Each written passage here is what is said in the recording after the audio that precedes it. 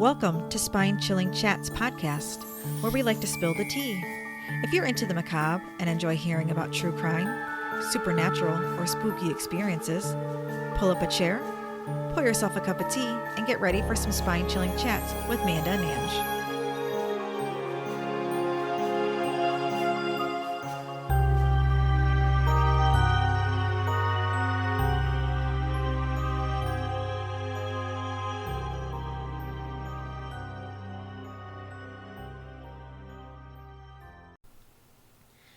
Hi to all the spooks out there. I'm Ange. And I'm Manda.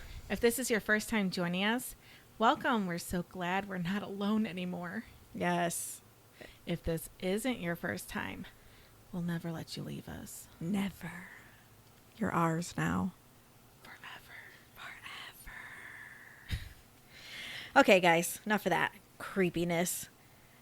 We are sticking again, still, we're in July with the July birthdays. So I have one here for you. His name is George Haigh. I don't like names where it's like John George, like that. Two first names? Yeah, it doesn't go together. It doesn't flow. No. I mean, and I'm sorry if your name is John George out there. And I don't mean like two first names, but like if you have three first names, that freaks me out. Like John George Kate. Oh. You know what I mean? Well, John George, just is too much.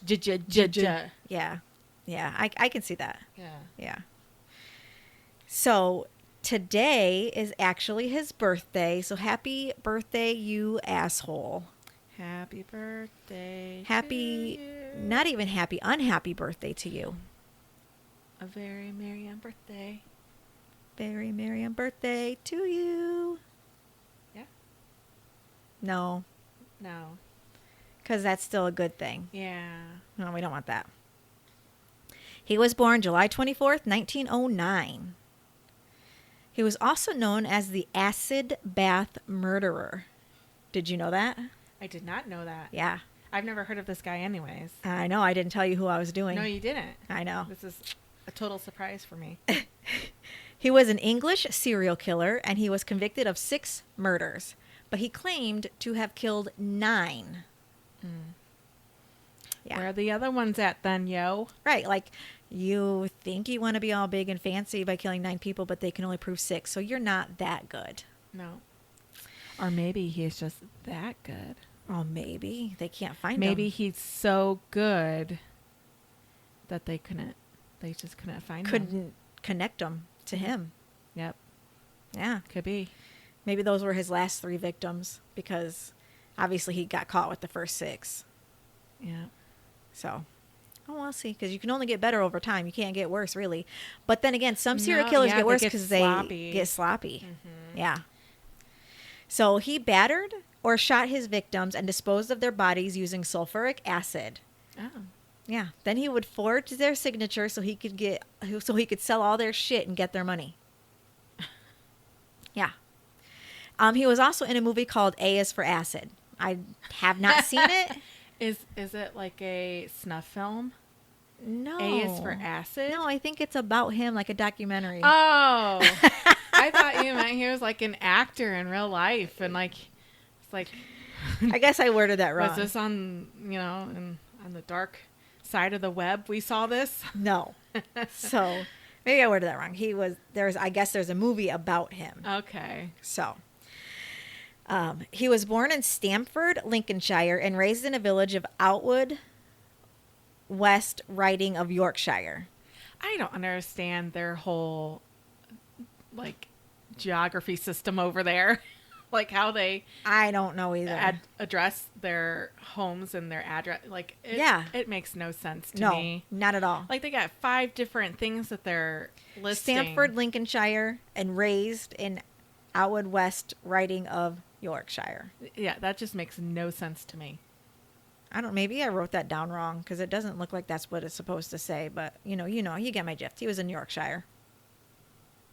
Which they're all from Yorkshire. That's what I'm saying. Like everything is Yorkshire over there. Yeah. It's not even England. It's just Yorkshire. Can we like get outside of the kill area apparently? Well, I mean... Like, I wouldn't live there. Because everybody that has killed and gets over there murdered is in from Yorkshire. there. Yeah. His parents were an engineer, John Robert Haigh, and his wife, Emily Hudson. He was an only child, and they were members of the Plymouth Brother of a conservative Protestant sect. Okay. So they were. That was a church? I guess. They were really religious. Really religious. He claimed that he suffered from religious nightmares in his childhood. And Me he knew too. how to... Yeah. Me too. Yeah, you probably did too. But you're not a serial killer. Not yet. Right. Okay, so even if you delete everything off your computer, they can still find stuff. Oh, man. So you're screwed either way. So maybe you should not be a serial killer. I guess I won't. He knew how to play the piano, which he learned at home, and he loved classical music and even went to concerts. He got a scholarship to Queen Elizabeth Grammar School in Wakefield. And then he went to Wakefield Cathedral, where he became a choir boy. So he didn't really... He had religious nightmares, but he became a choir boy. Yeah. Makes sense. Well, he was probably forced. Well, no, because you said he enjoyed the piano. Piano, so yeah. Maybe he just enjoyed singing, too. Maybe. After he graduated, he was an apprentice to the firm of motor engineers. After about a year, he quit that job and took on a job of insurance and advertising. When he was 21, he was dismissed after being suspected of stealing from a cash box after being fired. He moved on to forging car documents. So his crimes led him a life of luxury, living in expensive London hotels, driving fast cars, and having his suits made in Savile Row. So he had suits made. He stayed in lavish hotels in London, and he drove fast cars. He probably had fast women too. Ladies of the night. I don't know if that's true. It doesn't say, but At least that's better than your usual prostitutes. Ladies of the night. To his friends and future victims, he was a man of culture and taste, wanting to or eager to treat you to an afternoon of tea or an evening of a drink in his hotel, and maybe take you up the road to a concert at the Royal Albert Hall. Now, let me tell you, we went to a afternoon tea with my mother-in-law for Mother's Day. Yeah. And I have never felt so fancy. Really? Yes, it was so fun. I've never been. Like you get to pick out your own teacup from their little china cabinets to use. And then they bring you your own little pot of tea, and they bring you the hors d'oeuvre tower. And it was just fancy little finger sandwiches and little delicate things, biscuits and stuff like that. It was just, I felt fancy. I want to go do that. It was fun. Oh, that sounds fun. Yeah, it's a good time. Did you have to dress all fancy? No. I mean, I was wearing a dress because I like to wear dresses. And it's Mother's Day. And it was Mother's Day. He then would get to know you well enough to figure out your finances and the properties before he takes you out and takes your savings. He would tell you about his Plymouth Brother and upbringing in Yorkshire. His parents had built a 7-foot fence around the house and wouldn't let him bring home any school friends because they might be contaminated by the outside. I mean, it sounds like good parenting to me. Yeah, but contaminated by the outside world, so you build a 7-foot fence? Yeah, that keeps everything out. Well, yeah, I'm not a people person, so... Me neither. It was always a little vague about how he made his money, and the civil engineer and inventor was just so convincing that he had a small workshop in downtown Crawley. Or if you liked him, he might take you down to discuss business deals. But then behind closed doors, he was not so friendly. Oh, really? Yes. So he would get to know you, figure out your finances, figure out who you are, and if he liked you enough, he would take you down to his workshop where he wasn't so friendly. Workshop? Yeah. I mean, it really was a workshop, but like it was his workshop, but he didn't actually do things in it. Well, he said he was an inventor, so maybe he did, but that's just let's just leave it at that for now. Okay. Yeah. On July 6, 1934, he married 23-year-old Beatrice or Betty Hammer. That did not last. Imagine that. He also went to jail for fraud later that year. And then Betty gave birth to a baby girl while he was in prison. Aww. That she put up for adoption. Aww. And left Haigh. He was in prison. Yeah. So she had his baby and then gave it up for adoption. And then left him. If that's not enough to start killing, I don't know what is. But at the same time, he should not have killed. So, I don't know. I wonder why she lied. Just because he... Because he went to jail for fraud, maybe? But, like, okay, so you divorce him, but you really had to give your baby up too? Well, it was back when they gave all the babies foster care. Yeah. Nobody wanted to keep their babies. His family ostracized him from then onward, and in 1936 he moved to London. He was a chauffeur to William McSwan, a wealthy owner of an amusement arcades. So he was his driver and he maintained the machines. He pretended to be a solicitor named William Cato Adamson, with offices in Chancery Lane, London, Surrey, and Hastings, Sussex. See, that's what I mean. There's like 15 different words there, and I don't know what any of them mean. No. Me either. So he sold fraudulent stock shares and estates from the deceased clients, and those were sold at below market value. So he was discovered when someone noticed he had misspelled Guilford as Gifford on his letterhead. He received a 4-year prison sentence for fraud. He was released just after the start of the Second World War, where he continued as a pro and was sentenced to several more terms of imprisonment. He regretted leaving his victims alive to accuse him. But also he took the stocks and the things from his dead clients, or the dead clients. Like, he sold those of his dead clients to people. But at the time, I don't think the police knew that they were dead. Oh. So some of them were still alive and accused him of doing it, but some of them were dead. He became fascinated with the French murderer, George Alexander Sarraute, who had disposed of bodies using sulfuric acid. He did experiments with mice and found it took 30 minutes for the body to dissolve. Yeah. Like, gross. Yeah. Ugh. What are you doing with all the, like, mice juice then? Well, I don't know. So he's just pouring it outside? Down the drain? You would think that would, like, ruin your pipes or something. I don't know. He must be pouring it outside. Would you want that smell in your... What are you going to do with all these bodies that you're... Like, we're going to find out. Okay. In 1943, he was released from prison and became an accountant with an engineering firm. A little bit after getting that job, he happened to run into his ex-employer, William McSwan, in a Kensington pub where McSwan once introduced Haigh to his parents, Donald and Amy McSwan. He worked for them by collecting the rents on their London properties. Okay. The son did. Oh, okay. The son did that. He collected the rents for their properties. And for his parents. Okay. So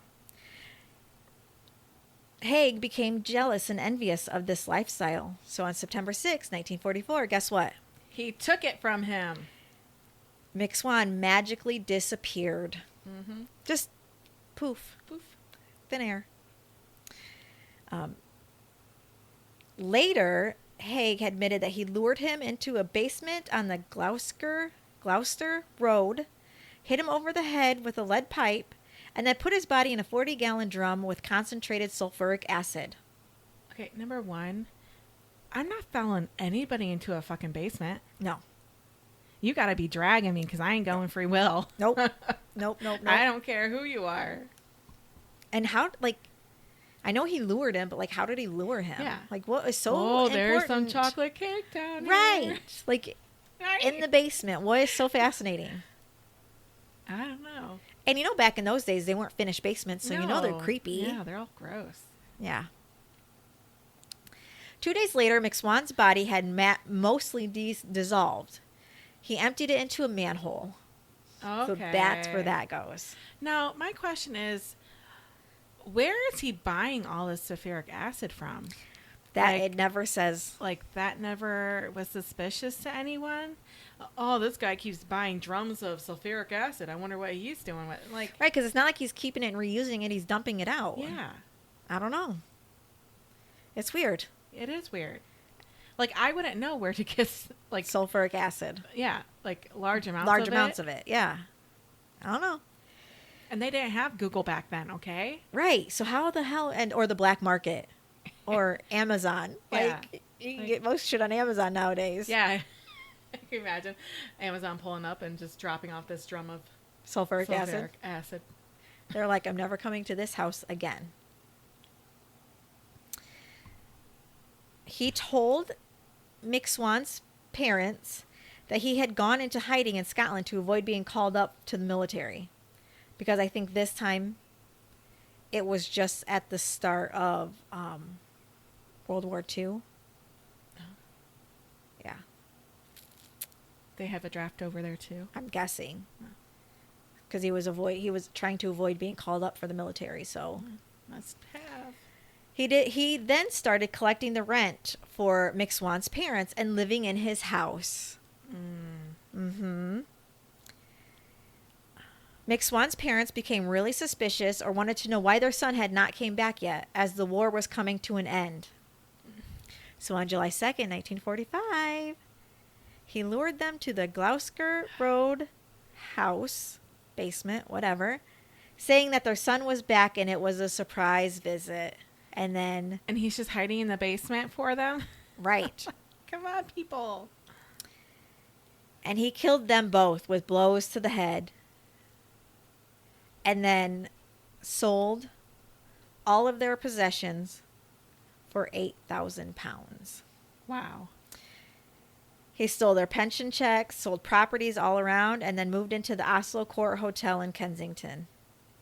And nobody, saw him doing this? Nobody was suspicious? Nobody was suspicious that 3 family members just went missing out of the blue? Come on, people. Yeah. No idea. Haigh was a big gambler, so in 1947, he was running short of money, so he figured that he would kill another couple and solve his troubles. Because killing people solves troubles. It doesn't create them. He killed Archibald Henderson and his wife, Rose. He got them after saying that he was interested in a house that they were selling. He was invited back to their flat by Rose, and they wanted him to play the piano for their housewarming party. While he was there, he stole Archibald's revolver and was going to use it on his next crime. So... he's going to shoot somebody up? I guess so, but he stole the revolver and was like, I'm using this the next time I do something. He was at that time renting a small workshop at 2 Leopold Road, Crawley, West Sussex. So I guess it's Crawley's the city. West Sussex would be like the state, quote unquote. Okay. You know what I mean? He moved acid and drums there from the Gloucester Road house. He was also known to stay at the Crawley Hotel that the George often... Oh, at the George. The Crawley Hotel in George. I guess that's where it was located. Okay. In George. And he stayed there very often.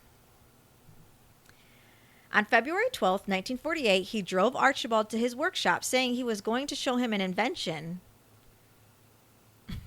When he got there, he shot him in the head with the stolen revolver and then lured his wife to the workshop as well, claiming that her husband had fallen ill.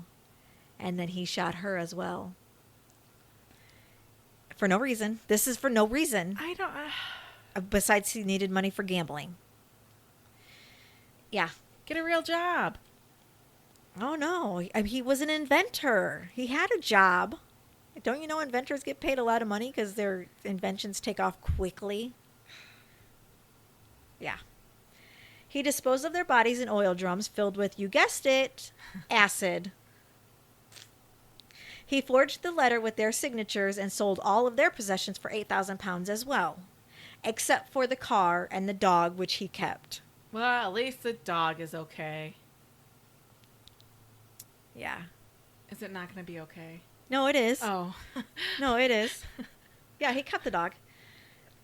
So this is his last victim because it talks about his last victim and how he got caught.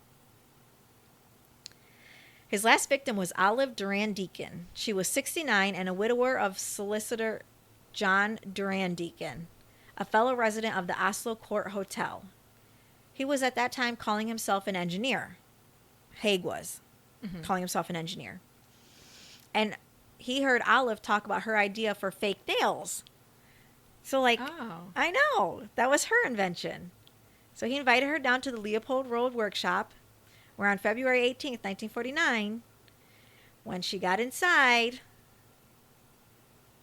he shot her in the back of the neck with the .38 caliber Webley revolver that he had stolen from Archibald. I find it weird when people live in hotels. Why? It just seems like, who can afford that? Well, some hotels like the one here in downtown, right by McDonald's. Well, I'm just saying they have cheap rate. That's a drug motel. One. That's not a hotel. Yeah, that's true. I'm saying like in different shows, you see people living in hotels. Yeah, like they have a penthouse or whatever in the hotel. I mean, it might be cheaper than having an actual house in that city that they live in, the hotel in, because sometimes, like, let's say, you're in California and you live in Los Angeles. That's expensive to live in. So you have to have the house, which is expensive. You have to maintain the lawn. You have to maintain the, include all the utilities and that kind of, I guess and that's true. Property taxes. When at the hotel, you don't got to worry about any of that. You just pay for the hotel. Yeah, that just seems weird to me. Yeah, it is. Like when people live in hotels, like, why don't you have a house? I mean, I know why people in motels don't have houses. Yeah, because they be doing the drugs. Yeah. Yep. He stole her valuables, including a Persian coat, and had put her in a bath of acid. 2 days later, Olive's friend Constance Lane reported her missing. Detectives discovered Haigh's record of theft and fraud and searched the workshop. They found his attached a case containing the dry cleaning receipt for Olive's coat. You don't fucking keep a coat, the person's car, their dog, his revolver, like you were just asking to be tied to these murders. And papers referring to the Hendersons and the McSwans at the workshop rented by Haigh in Sussex. It did not have a floor drain, unlike other workshops like the one in Gloucester. So he disposed of the remains by pouring them out of the container onto a pile of rubble in the back of the property. Ew. Yeah. Isn't that gross? Yeah. Could you just imagine? No, I don't want to imagine. It's like slime, probably. Like, I used to watch Bones a lot. I know, and I hated when they would do things like that. Yeah, and they would show, like, slimy remains and stuff like that. I mean, I absolutely love the show. Oh, yeah. Bones was a good show. Yeah, I just imagine it's like that. Like, just a big goo pile. Probably. Like, and they're sticking their hands in it. Yeah, like, ugh. I can imagine how that feels. Yeah. Gross. Like, just like when the kids these days make slime. Yeah. It's disgusting. Oh, I like making slime. Do you? Yeah. Oh, I can't stand it. It feels like a big old booger. It's disgusting. The investigation by the pathologist, Keith Simpson, revealed that he had 28 pounds of human body fat, part of a human foot, human gallstones, and part of a denture, which was later identified to be Olive's by her dentist during the trial. That's what they found in his pile of rubble. Rubble? Ugh. I am surprised that a gallstone survived. I know, right? Out of all things? Like, a gallstone. It's just not a pile of bones out there? Like, no, because the bones were also dissolved in the acid. I know, but why did the gallstone survive? Yeah, that's true. I don't know. It makes no sense to me. Inside the workshop, the police found a large metal drum and several containers of acid, a wartime revolver, and gloves, an apron splattered in acid. He confessed to the murder and the 5 others over the years, always shooting his victims first, then using the revolver that he had stolen, and then putting them in the metal drums filled with acid, and then a couple of days later resulting in sludge. Ugh. That just sounds disgusting. Sludge. He would pour them down the drain into the workshop's yard. And for Miss Deacon, he'd even have time. This is what gets me. He even had time for a cup of tea and a fried egg on toast at the local cafe between shooting her and then starting her acid bath. So he shot her, left her laying dead in his workshop, went and had tea and a fried egg on toast, and then went back and put her in the acid bath. Who's going to be hungry after all that? Maybe that's why he ate first. But he already shot her. Like, but to him, shooting's probably nothing. Like, to him, shooting's probably like digging a hole or something. Like, it's nothing to him. Oh my God. I could never be a killer. It's too gruesome. I don't have that mentality. I can't take another person's life. Who am I to say you can live or you have to die? That's not my job. No. That's time's job. If it's your time to go, it's your time to go. Not by killers, like not by people. That's just shitty. He made another confession saying that the main motive for the murders was his urge to drink his victim's blood. What? Yep. Do we really need to go there? You already got sludge. Do we need blood drinking too? Of course. You just got to put the cherry on top. He would put a nick in their neck and then fill a glass or two with their blood to quench his thirst. Ew. There was a knife found in the glove pocket of the expensive Alvis car sitting outside his hotel. So there was a glove with a knife in it. His last few days were spent making sure that he went down in history as a vampire. Why? I don't know. Like, is serial killer enough? I guess not. Isn't that enough? I guess not. He claimed that using his forgery skills to put their money into his own bank account didn't have anything to do with it. That's not why he killed them. He killed them because he wanted to be known as a vampire and drink their blood. Not because he wanted to steal their money. So he claims. You can get blood without killing people. Oh, yeah. I feel like you take all the blood that you need right now. Well, not don't all drain me. Yeah, don't. Leave me alive so I can produce more for you. Like, don't kill me. I mean, it's just going to make him sick anyways. Because you can't ingest. He did a couple glasses. I don't think that constitutes you as a vampire. Okay. No, it just says you're a sick fuck. Yeah, you're just a sick fuck.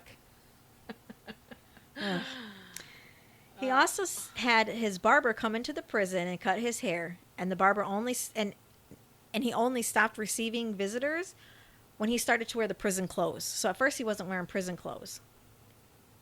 He was wearing his regular clothes. They allowed him to do that? I guess, and he had visitors, but when he started wearing the prison clothes, visitors stopped coming. They didn't like to see him that way, I guess. I don't know.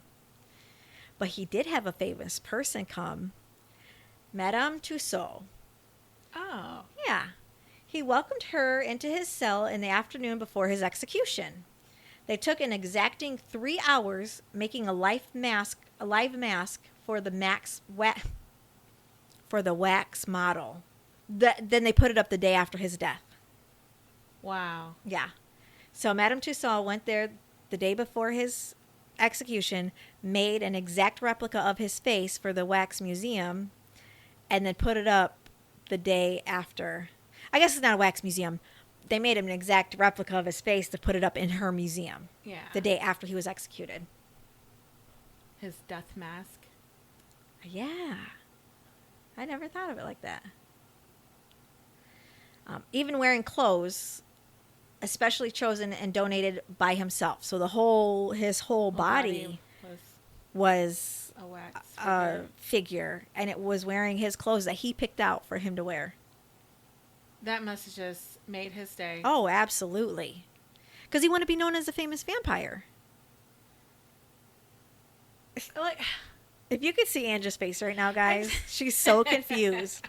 I just don't understand. Like, why did they? Why play along to what he wants? Why give him what he wants? Yeah, That's exactly. You shouldn't do that, because then that actually gives him satisfaction. Makes him, and it makes him famous, and he goes down in history. And okay, out of all the serial killers that they've had over there, why pick him? Like, what's so special about him? Yeah, like, what about the Ripper? They don't know who that was. No, the one Ripper that we just covered. There's so many. I know. They're all called the Rippers. Yeah. Like, I don't get it. Whatever. I don't either. As meticulous to detail as he was, he asked the prison governor that he wanted to meet the hangman to check to see if he got his weight right. Mm-hmm. Because his sprightly walk suggested a man of lesser weight, and that it could take into account when calculating the drop on the gallows. The governor said no, that the governor said no fucking way. He knows what he's doing. He's experienced. You don't get to meet him. Boom. He told you. Haigh asked Detective Inspector Albert Webb, and this is a quote, "Tell me frankly, what are the chances of anybody being released from Broadmoor?" Broadmoor is a high-security psychiatric hospital. Oh, so he's going to try to go cray-cray? Apparently. To get out of being hanged? Because he said, what are the chances of getting out?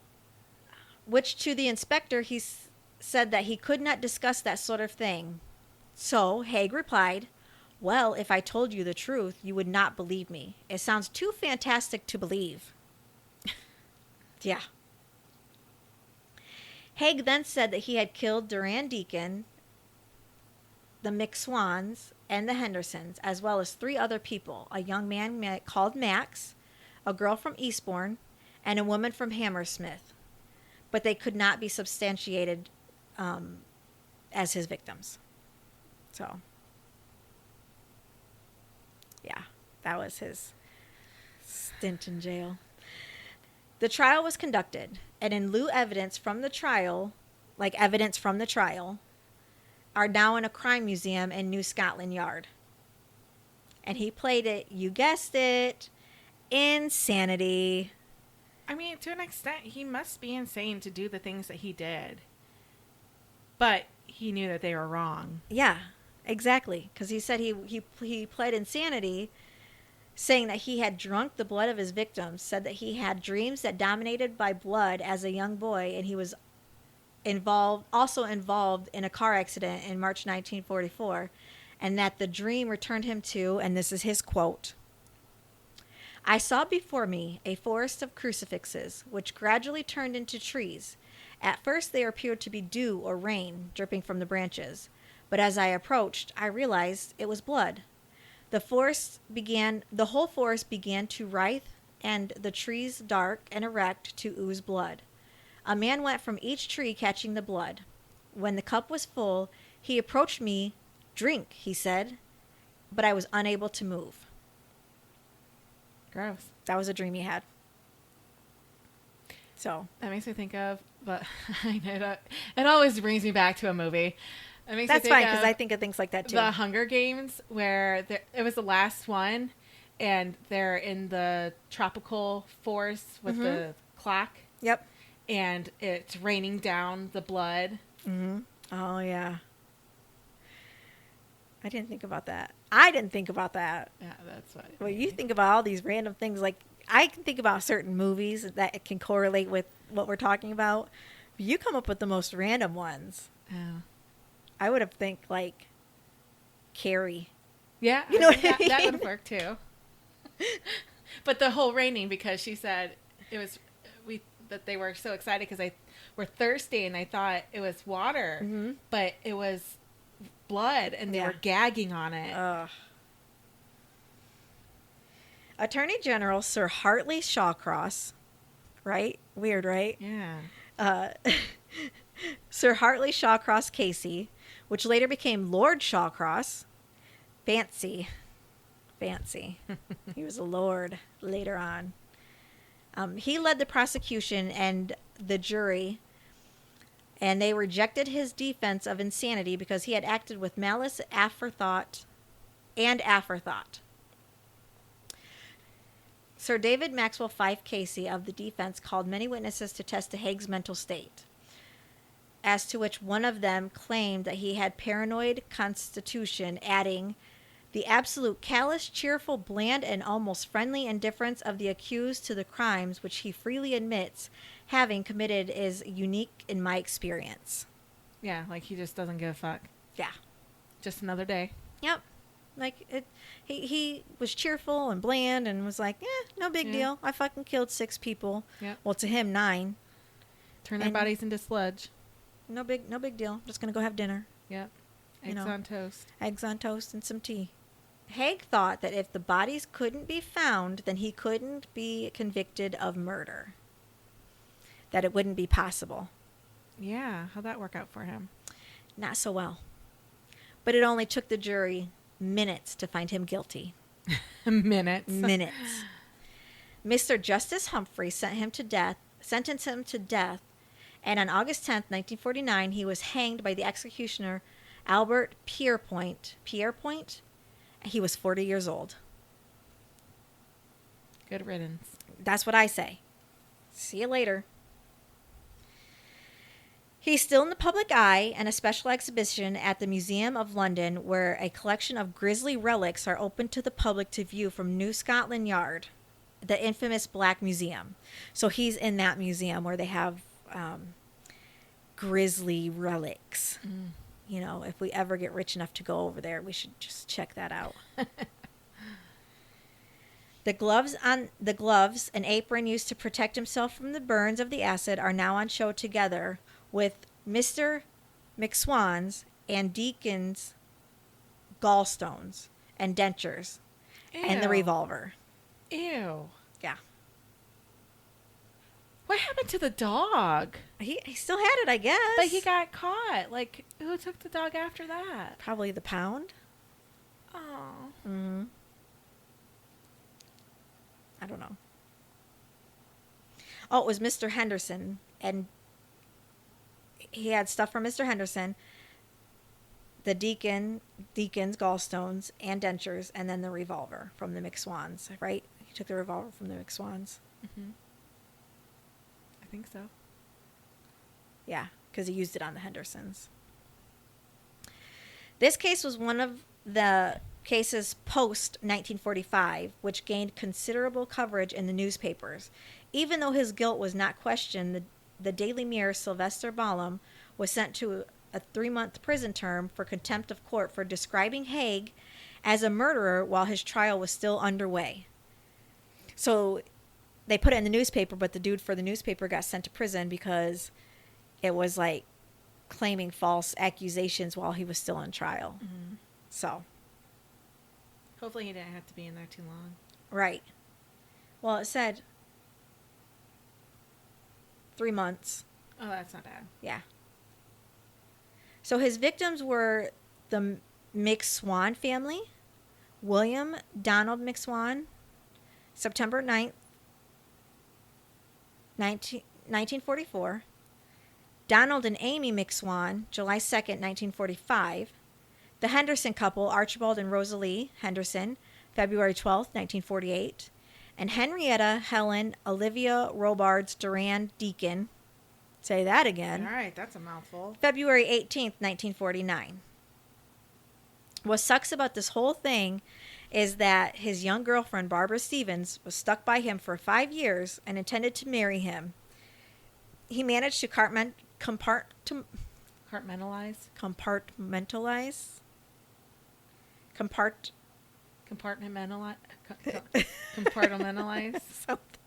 That word. whatever it is, his life to such an extent that she had no inkling of the dark side of the man she had loved.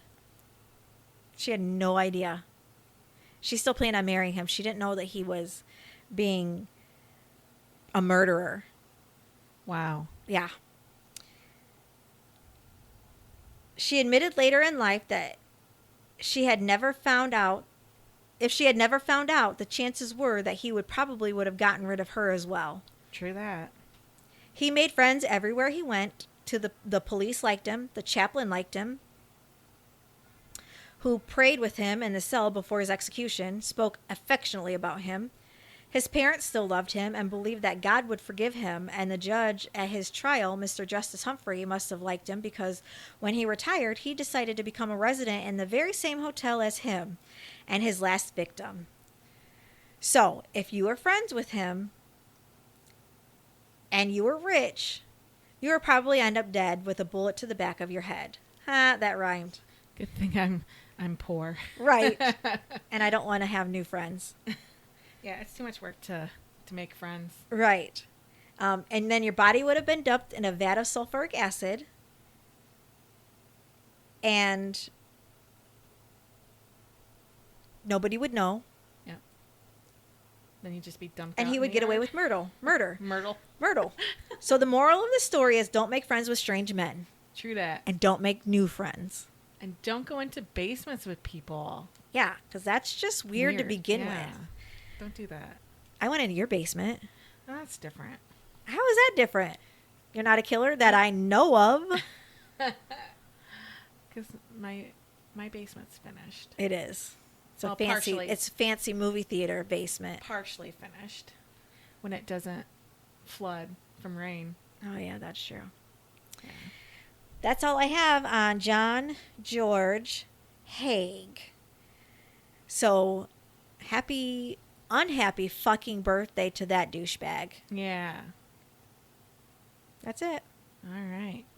Well, thank you guys for listening. We hope you come back. Yes, please come back. If you have any spooky stories for us, send them in. We will omit your name if you don't want to be known. We will change your name or we'll put your name in it. You let us know. Yeah. You can do that on our website. Yep. Which is spine-chillingchatspodcast.com. And there's a place on there where you can write your stories in there, or you can email us at spinechillingchatspodcast @gmail.com. Yes. Check out our Facebook. Check out our Instagram. We're trying to get on TikTok. Yeah, we're working on it. I don't know if everybody likes TikTok. I boycotted that TikTok I don't until this podcast, and 3 weeks ago, that we had to sign up for TikTok. So we're still working on that. Yeah. Well, we hope you come back, and we hope you keep it spooky. Bye, guys. Bye. Thanks for joining us on Spine Chilling Chats, your go-to podcast for all things murder, paranormal, and macabre. Keep sipping that spooky tea and diving into the darkness with us. If our tales have sent chills down your spine, don't forget to hit subscribe and share with your fellow lovers of the haunting and horrific. See you next time.